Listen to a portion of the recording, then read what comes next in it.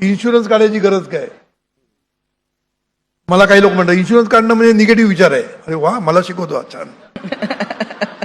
मला जमलं नाही बाबा एवढा पॉझिटिव्ह करायचं. इन्शुरन्स काढणं आणि काय काढतं ते? हेल्थ चेकअप नाही करत. हा, चेकअप. हेल्थ चेकअप करत नाही आम्ही. आमचा सद्गुरू बघून घेणार.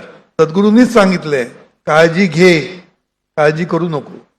इन्शुरन्स कशाचं काढायचं असतं? आपल्याला काहीतरी होईल म्हणून नाही.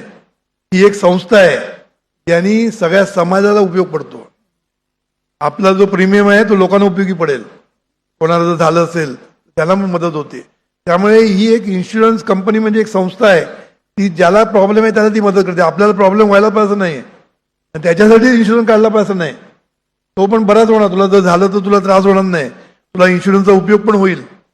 पण at the same time he insurance company किती लोकांना मदत करत असते आणि त्या मदतीमध्ये आपला हात जातोय असा विचार कर ना, बरोबर की नाही? माझा हा प्रीमियम लोकांना, समाजाला उपयोगी पडणार आहे, एवढा मोठा विचार कर. मग तुझ्या रोगाचा विचार करायला कशाला पाहिजे? बरोबर की नाही?